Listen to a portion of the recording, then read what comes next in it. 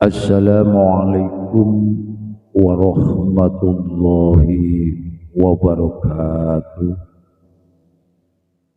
Bismillahirrahmanirrahim. Alhamdulillahi rabbil alamin. Wassalatu wassalamu ala asrafil anbiya'i wal mursalin, ala sayyidina Muhammadin abdika wa rasulika ala nabil ummi wa ala alihi wa sahbihi wa barik wa sallim ajma'in. Inna allaha wa malaikatahu yusalluna ala nabi ya ayyuhallazina amanu sallu alaihi wa sallimu taslima. Sadaqallahul azim al-ahya. Bapak, Ibu, serta saudara-saudaraku seiman semuslim, rahimakumullah. Betapa dalam perjalanan hidup ini selalu di antara kita semua Bapak Ibu menghadapi suatu hal secara fenomena. Kadangkala kita ada di atas, kadangkala kita ada di bawah. Juga kadangkala kita menemui suatu kebahagiaan, kadangkala juga menemui dalam penderitaan. Kenapa seperti itu terjadi di dalam siklusnya perjalanan hidup ini? Kesemuanya itu tak terlepas dalam peran dalam genggaman Allah Subhanahu wa ta'ala. Akan tetapi sebagai hamba Allah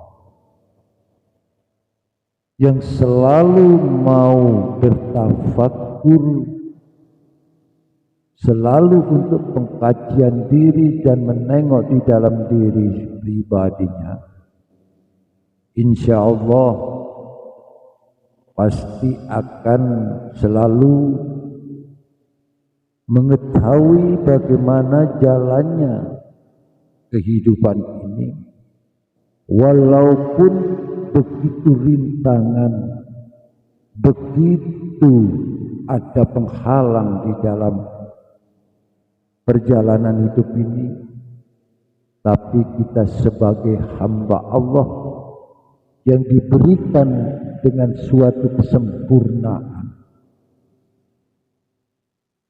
kita bisa membedakan mana itu yang manfaat dan mana yang itu mudarat.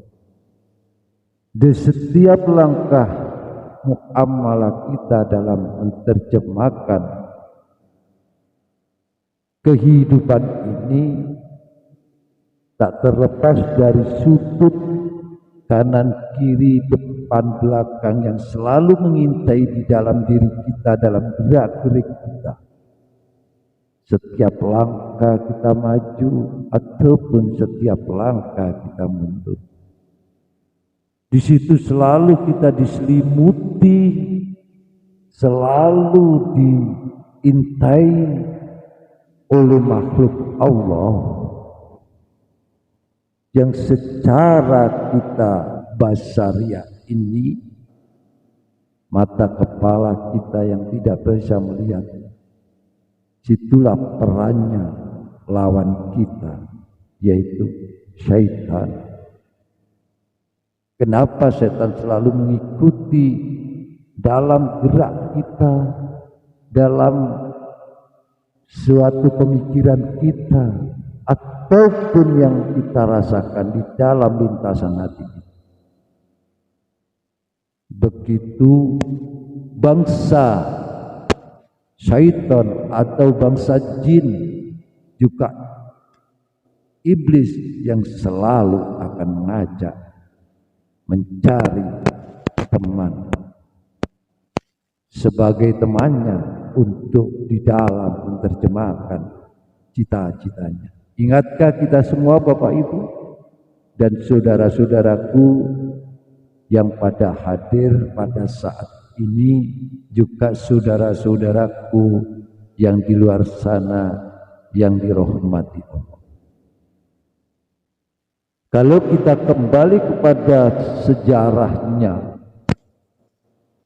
yang pernah Bageng sampaikan saat itu, kalau iblis sudah diberikan izin oleh Allah untuk mencari teman, untuk mencari pengikutnya,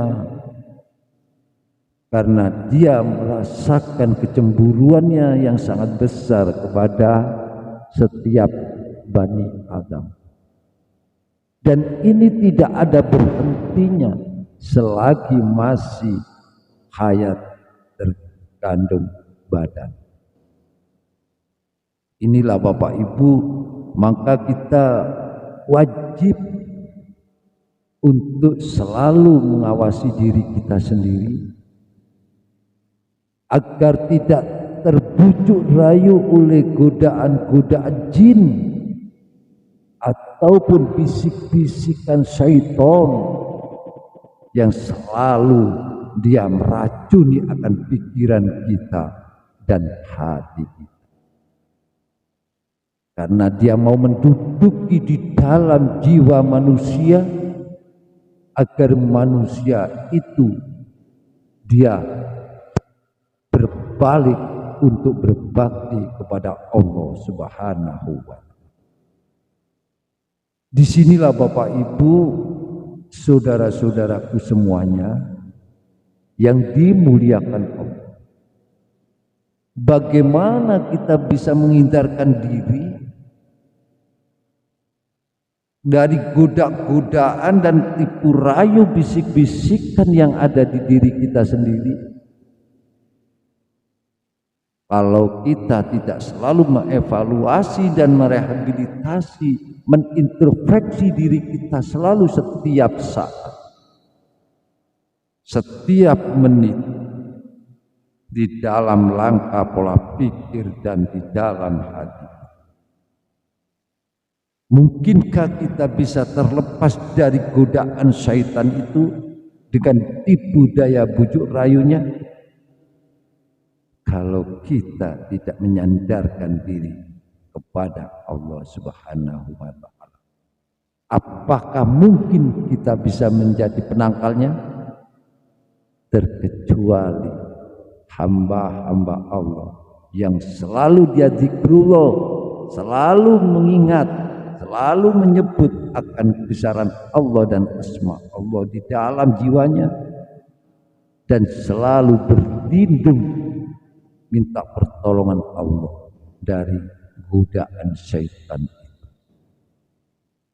Jelas Bapak Ibu, kalau umpamanya kita melaksanakan suatu hal aktivitas, di situ terjadi banyak hal yang mungkin kita anggap jadi baik, dengan niat-niat dan yang begitu baik, ternyata di dalam menjalankan suatu hal terdampar oleh bisik-bisikan yang dilakukan oleh tipu daya jin dan sebangsa syaitan di dalam alam pikiran kita dan di dalam hati kita. Karena sudah jelas bahwa jin, syaitan, iblis itu adalah nyata menjadi lawan kita. Apakah kita akan mengikuti langkahnya atau apakah kita harus melawan dari tipu dayanya? Di situ telah dicantumkan oleh Allah Subhanahu wa Ta'ala di dalam surat An-Nur ayat 21, bahwa disodorkan oleh Allah Subhanahu wa Ta'ala. Allahu Ta'ala fi kitabil karim. A'udzu billahi minasy syaithanir rajim. Ya ayyuhalladzina amanu la tattabi'u khutuwatis syaitan. Wahai orang-orang yang beriman, Allah telah memberikan kalamnya. Janganlah kamu mengikuti langkah-langkah syaitan. Jadi ini Bapak Ibu, Allah pun telah mengingatkan kepada hambanya. Sebagai ciptaannya, pasti Allah menyayanginya kepada kita semua. Tinggal kita sendirilah bagaimana cara menerima. Maukah menerima ajaran-ajaran Allah, atau untuk sebaliknya untuk menolak dari ajaran-ajaran.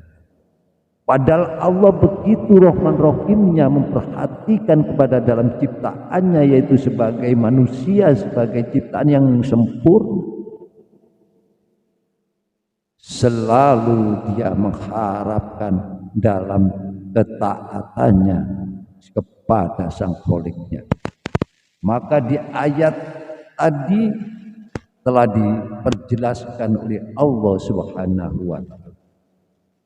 Wahai orang-orang yang beriman. Jadi begitu mulianya Allah memberikan kepada hambanya yang dengan panggilan hai orang-orang yang beriman, atau hambaku yang beriman.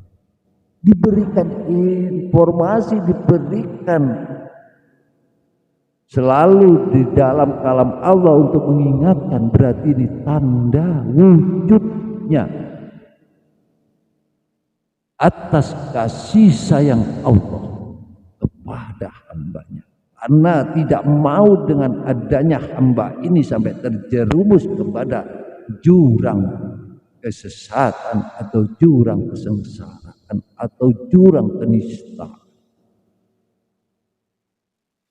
Di situ Bapak Ibu dan saudara-saudaraku seiman semuslim, betapa agungnya Allah, betapa pedulinya Allah kepada hambanya.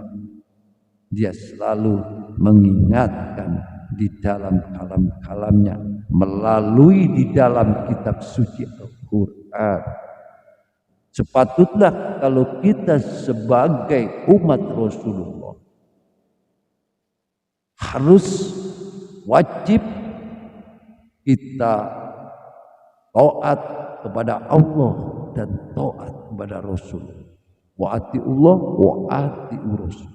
Karena dengan adanya ajaran Allah yang selalu diterjemahkan oleh baginda Rasulullah Shallallahu Alaihi Wasallam, yang melalui wahyu yang diwahyukan di situ untuk memberikan, mencontohkan kepada semua umat manusia bisa kembali kepada Allah dan selalu dalam perlindungan Allah. Di sini Bapak Ibu ya, kalau umpama kita dah nggak pandai-pandai, ya saya pernah dulu tanya kepada guru saya, Syekh atau Murabi, saya panggil begitu guru saya waktu saya di Jakarta dulu ya, pernah sama Ustadz teman saya itu, gimana itu? Oh ada hadis, saya cuma ambil cerita artinya aja ya Bapak Ibu, maaf. Kenapa saya tanya, ya ada apa? Begitu di dalam hadis itu, saat itu Rasulullah adalah diserabi batu. Begitu dia sampai duduk selalu dalam tafakur kepada Allah, ada seorang umatnya dari Rasulullah yang satu menjalankan sholat syariah, secara sunnah, yang satunya di dalam masjid itu ada yang tiduran. Begitu Rasulullah melihat bangsa jin, tanpa dengan rasa hormat dia langsung masuk nyelonong aja. Namanya jin gak punya aturan ya. Langsung nyelonong aja ke dalam. Ternyata di situ bangsa jin itu tidak menggoda kepada seorang yang tidur, tapi menggoda kepada seorang yang melakukan sholat. Kenapa? Ini ada pertanyaan kalau kita menggalinya. Jadi Rasulullah melihat, ditanya si jin itu, karena dia tidak mengganggu kepada yang tidur. Apa sebabnya? Hei jin, umpama ini ya, kenapa kamu menggodanya kepada umatku yang sholat, dan satunya yang tidur enggak kamu, ente antum menggoda? Ya bangsa jin jawabnya enak aja. Kalau saya, ya kalau godanya yang kepada yang melakukan sholat tadi. Kenapa begitu? Ya karena dia mau selalu menjalankan bertakwa kepada Allah, selalu menembak kepada Allah, dan selalu bersambung kepada Allah. Jadi saya yang goda. Oh jadi begitu ya. Kalau dia menjalankan taat kepada Allah, dan saya adalah sudah diberikan izin oleh Allah, diberikan kuasa untuk mengganggu sebagai umatmu ya Rasulullah. Makanya di situ saya goda orang yang melakukan sholat itu. Oh begitu ya. Terus kenapa yang tidur gak kamu goda? Lah buat apa saya mau goda yang tidur? Ya yang tidur aja gak melakukan secara berbakti kepada Allah, kok mau saya goda-goda apanya? Dia coba ngorok. Ya saya yang gitu, dia memuji kepada Allah. Subhanallah wa bihamdi, dia baca Fatihah. Ya saya goda itu. Saya alihkan dalam pikirannya dan hatinya, saya masuk ke dalamnya. Begitu ya cara kamu. Tapi saya juga takut. Kenapa takut? Hanya orang yang ikut dengan ajaran Allah dan ajaranmu yang tidak bisa saya goda. Karena Allah pun begitu, godalah hamba-hambaku.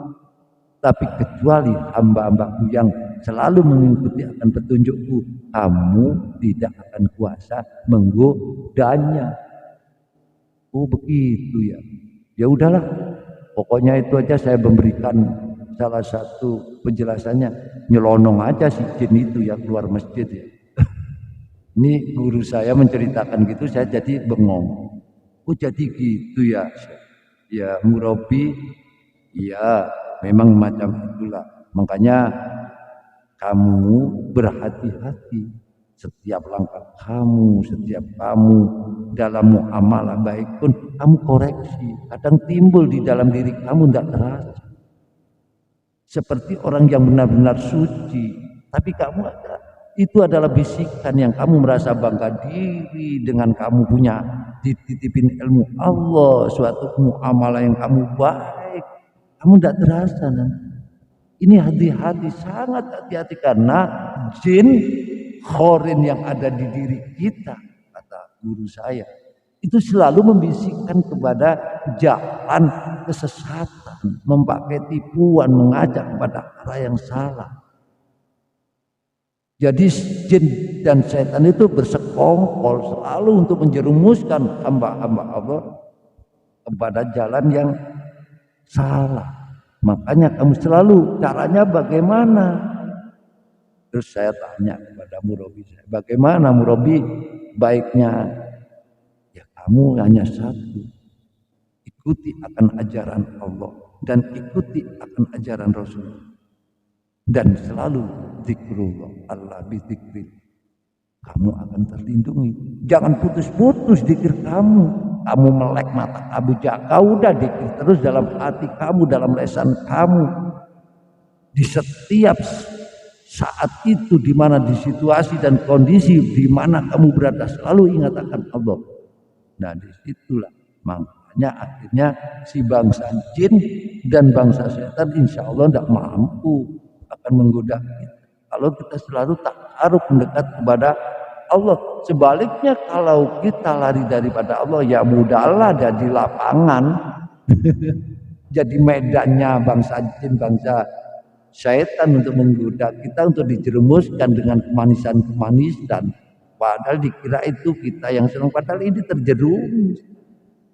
Makanya oleh Allah tadi di ayat surat An-Nur ayat 21 dijelaskan, disodorkan di situ dengan jelas bahwa jangan mengikuti langkah atau bisikan, rayuan, tipu daya syaitan atau jin yang akhirnya dilewatkan di dalam alam pikiran kamu atau hati kamu.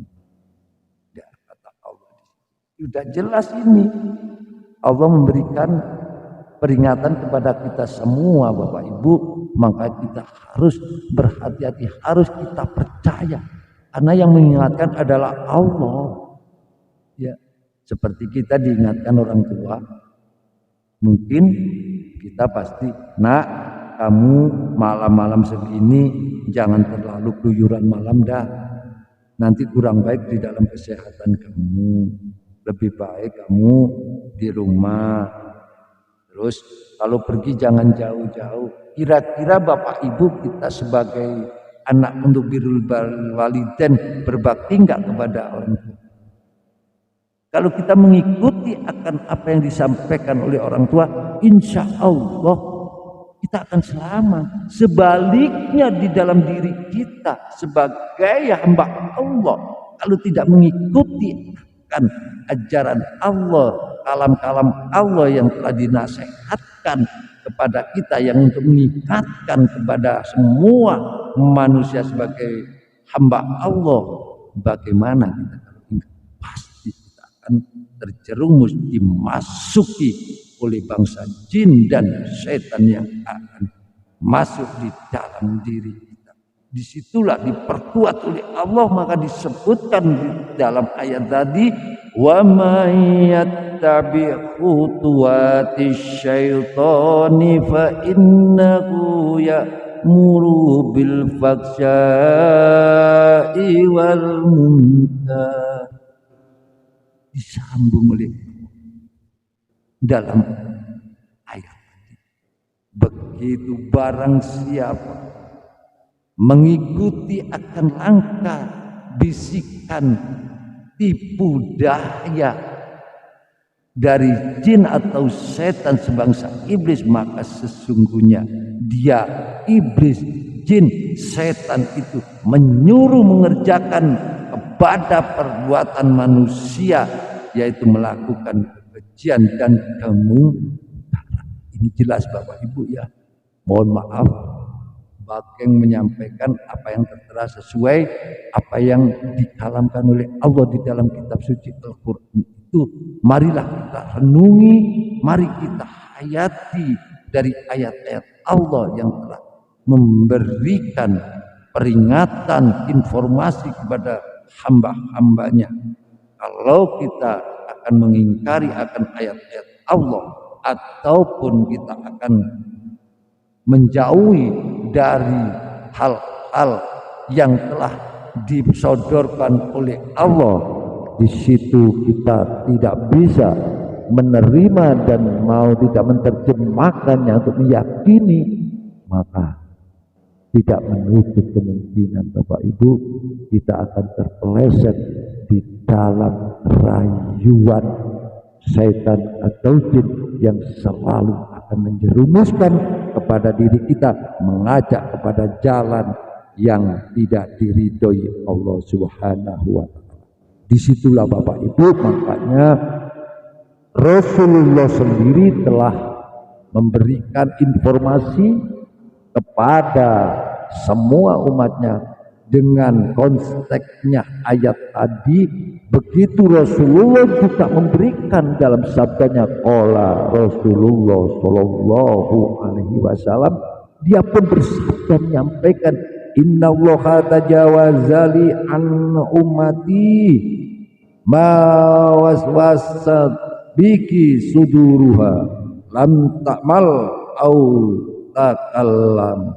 Di sini letaknya Rasulullah menyampaikan sesungguhnya Allah Azza wa Jalla memberikan maaf bagi umatku atas bisikan yang terbetik dalam hati mereka selama belum dilakukan atau belum diucapkan. Betapa Rasulullah, Bu. Ya, betapa mulianya Rasulullah. Dia memberikan keterangan kepada umatnya selagi ada bisikan di hati kita yang sinyalir dengan adanya alam pikiran kita masuk kepada diri kita, di situ sebelum kita ucapkan atau kita lakukan masih dimaafkan oleh Allah Subhanahu wa ta'ala. Inilah begitu cintanya Rasulullah kepada umatnya, begitu sayangnya Rasulullah kepada umatnya, betapa perhatiannya Rasulullah kepada umatnya, karena dia selalu menyintai kepada sesama manusia, yaitu sebagai umat Rasulullah. Ingat, dikala Rasulullah mau kembali kepada hadiratillahi Rabbi, dia berpesan. Yang diucapkan di dalam kalamnya, dalam ucapannya adalah umati, umati, umati. Begitu Sayyidina Ali langsung, dia betapa kenapa yang diucapkan dikala Rasulullah mau kembali ke hadirat Allah Subhanahu wa ta'ala, dia selalu memperhatikan kepada umatnya, umati, umati, umati.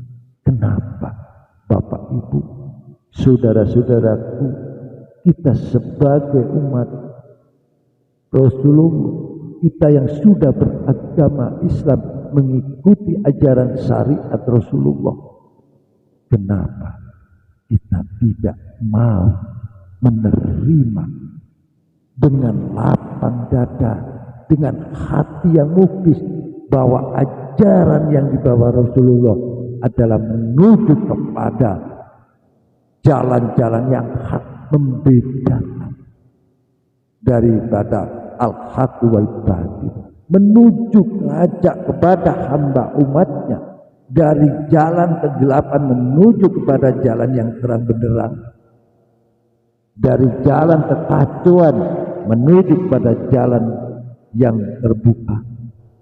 Di sini Rasulullah berperan, begitu dia berjuang sampai saat ini kita semua bisa bebas melaksanakan dalam peribadatan kepada Allah.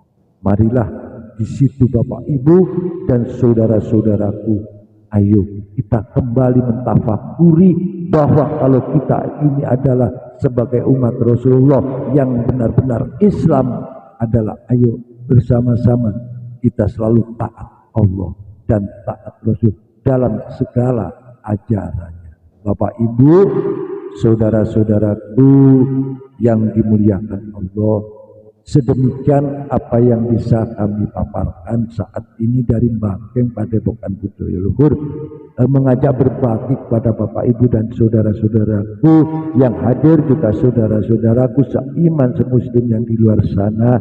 Mudah-mudahan selalu bisa menjadikan salah satu pengetahuan, pemahaman, pengalaman daripada kajian-kajian Mbakeng ini menambah inspirasi di dalam kehidupan kita, bisa pada tujuan menerjemahkan hidup ini sesuai dengan agama kita yaitu agama Islam yang beragama syariah. Disitulah Bapak Ibu kita selalu waspadalah dalam godaannya rayuan tipu daya syaitan, jin dan iblis di dalam diri kita.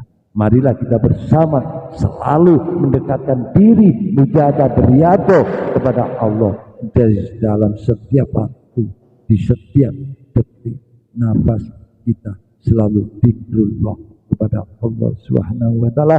Mudah-mudahan kita semua selalu mendapatkan bimbingan lahir dan batin dalam penghambaan diri kepada Allah, selalu dilindungi dari godaan setan.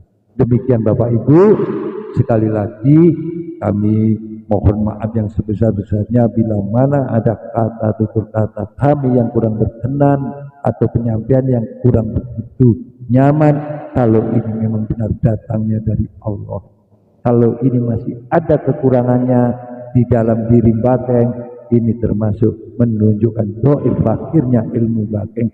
Disitulah karena pada hakikatnya ilmu adalah suatu nur hidayah Allah, bukan milik Bakeng, tapi mutlak Allah yang Maha. Demikian Bapak Ibu, semoga selalu Bapak Ibu mengikuti akan channelnya di dalam pengkajian Bakeng. Terima kasih. Akhirul kalam ibina siratal mustaqim wa bila taufiq wal hidayah. Assalamualaikum warahmatullahi wabarakatuh. Iki padepokan budaya